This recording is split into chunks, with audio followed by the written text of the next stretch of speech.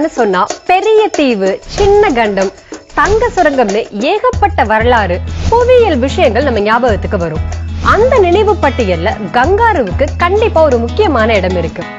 கங்காருகளுடைய சிறப்பு அம்சம் என்ன அப்படின்னா, அடிவயத்துல இருக்கிற அதனுடைய பை மாதிரியான அமைப்பு. இப்படி பை இருக்கிற விலங்குகள் மார்சுபியல் அப்படிங்கிற வகைப்பாட்டை சேர்ந்தவை. அடிவயத்துல பை இருக்கிற விலங்கினத்துல ஒரு வகைதான் கங்காரு.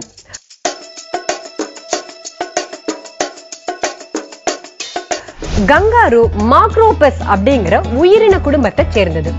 கங்காருல மட்டும் 48 ரகங்கள் இருக்கு. ஆனா அத்தனை ரகங்களுமே ஆஸ்திரேலியாவுல மட்டும் தான் வாழுது. அதனாலதான் கங்காரு ஆஸ்திரேலியாவுடைய தேசிய விலங்கா போற்றப்பட்டு இருக்கு. கங்காருவை தேசிய விலங்கா அங்கீகரிச்சிருக்கிறதால அதை கொல்றதோ, துன்புறுத்துறதோ அல்லது வீட்டுல வச்சு வளர்க்கறதோ கூடாது. அப்படி எல்லாம் செஞ்சா அது தேசிய குற்றமா கருதப்படுது. அதுக்கு தண்டனையும் விதிக்கப்படுது. அரசாங்கத்தோட இந்த ஆதரவுனால கங்காருகள் ஆஸ்திரேலியாவில மிகப்பெரிய எண்ணிக்கையில பெருகி போயிடுச்சு. கட்டுப்பாடே இல்லாம ஒரு விலங்கு பெருகுனா அது சுற்றுச்சூழல் அமைப்புல ஏதாவது ஒரு கெடுதலை நிச்சயமா உண்டாக்கும். இந்த அடிப்படையில கங்காருகளுடைய எண்ணிக்கை அதிகமானது 25 வருஷங்களுக்கு முன்னால ஆஸ்திரேலியாவுக்கு ஒரு பெரிய தலைவலியா மாறி போச்சு. புல்வெளிகள்ல தெரிஞ்ச கங்காருகள் தோட்டங்களுக்கு உள்ளேயோ வயல்வெளிகளுக்குள்ளேயும் நுழைய ஆரம்பிச்சது. இதனால விலை மதிப்பு மிக்க பயிர்கள் அழிஞ்சு போச்சு. இது மட்டும் இல்லாம வீட்டுல வளர்க்கிற மாடுகளுடைய தீவனங்களையும் தண்ணி தொட்டியையும் கூட கங்காருகள் விட்டு வைக்கல. கங்காருகளுடைய படையெடுப்பை சமாளிக்க ஆஸ்திரேலிய அரசாங்கம் 20 வருஷங்களுக்கு முன்னாடி 25 லட்சம் கங்காருகளை ஒரே நேரத்துல சுட்டு கொண்டுடலாம்னு முடிவு பண்ணுச்சு. அரசாங்கத்தோட இந்த முடிவை விவசாயிகள் கூட ஆதரிச்சிருக்காங்க. ஆனா சுற்றுச்சூழல் ஆர்வலர்கள் இந்த முடிவை கடுமையா எதிர்த்திருக்காங்க. கடைசியில அரசாங்கம் கங்காருகளை சுட்டு கொள்றதை விட்டுட்டு அவைகளுக்கு குடும்ப கட்டுப்பாடு மருந்துகளை செலுத்த ஆரம்பிச்சது. இதனால கங்காருகள் குட்டி போடுறதுக்கு வாய்ப்பு இல்லாம எண்ணிக்கை கட்டுப்பாட்டுக்குள்ள வந்திருக்கு. இன்னைக்கும் கங்காருகளுடைய முகத்தை பார்த்தா ஆஸ்திரேலியர்கள் எரிச்சல் அடைகிறாங்க. அந்த அளவுக்கு கங்காருகள் மனிதர்களுக்கு வெறுப்பை ஏற்படுத்தி இருக்கு. கங்காருகள் நகரத்துக்குள்ள நுழைஞ்சு ஊர் சுத்த ஆரம்பிச்சதால போக்குவரத்துக்கும் பெரிய இடைஞ்சல் ஏற்பட்டிருக்கு. விபத்துகளும் கூட அடிக்கடி நடந்திருக்கு. சில சமயங்கள்ல வீடுகளுக்குள்ள நுழைஞ்சு வெளியில வர தெரியாம அங்க இருக்கிற தட்டுமுட்டு சாமான்களை உடைச்சு போடுற சம்பவங்களும் கூட நடந்திருக்கு. பொதுவா கங்காருகள் அவ்வளவா நடக்கிறது கிடையாது. குதிச்சுதான் ஒரு இடத்துல இருந்து இன்னொரு இடத்துக்கு போகும். இப்படி தாவி குதிச்சு போறதுக்கு ஏத்த மாதிரி கங்காருவுக்கு சின்ன முன்னங்கால்களும் மிகப்பெரிய நீளமான பின்னங்கால்களும் அமைஞ்சிருக்கு.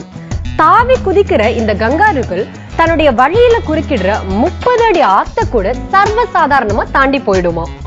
கங்காருவுடைய உடல் அமைப்புல இன்னொரு விசேஷமான உறுப்பு அதோடைய வால். நல்லா சதை பற்றோட 2 அடி முதல் 3 அடி வரைக்கும் இருக்கும். இந்த வால் கங்காரு தாவி குதிச்சு தரை இறங்கும் போது பேலன்ஸ் பண்ண உதவியா இருக்குது. பின்னங்கால்கள்ல உயரமா நிக்கிறப்போ இந்த வாலும் தரையில ஒரு 3வது கால் மாதிரி நிக்குது. கங்காருகள் எப்பவுமே 100 கணக்குல ஒன்னா சேர்ந்து கூட்டமா தான் தெரியுமா.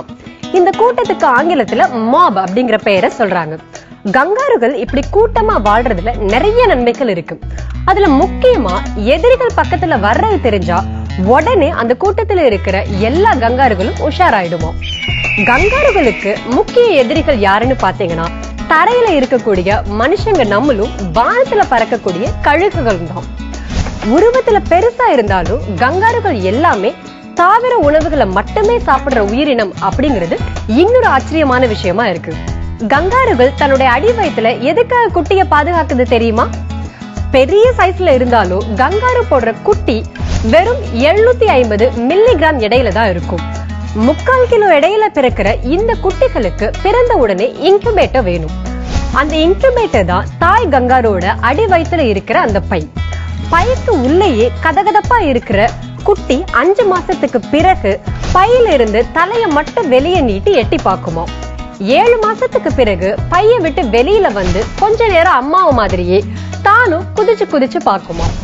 9வது 10வது மாசத்துல இந்த குட்டிகள் ஏறக்குறைய 12 கிலோ வரைக்கும் வளர்ந்துடும். அதுக்கு பிறகு முழுமையா பைய விட்டு வெளியேறி தனியா குதிச்சு விளையாட ஆரம்பிச்சிருமா. கங்காருவுடைய வயிற்று பை காலியா இருக்கும் போது ஒரு வகையான மெழுகு திரவம் அந்த பைக்குள்ள சுரக்குது. இந்த திரவம் பைய அது உடம்போட சேர்த்து நல்லா ஒட்ட வச்சிடுமா. இதனால அந்த பை அடுத்த குட்டி வர்ற வரைக்கும் நோய் கிருமிகளால பாதிக்கப்படாம பாதுகாப்பா இருக்கும். கங்காருவுடைய உடல்ல குட்டிகளை பாதுகாக்கிறதுக்காகவே அமைஞ்சிருக்கிற இந்த பை மாதிரியான அமைப்பு நிச்சயமா இயற்கையுடைய ஆச்சரியங்கள்ல ஒண்ணுனே சொல்லலாம்.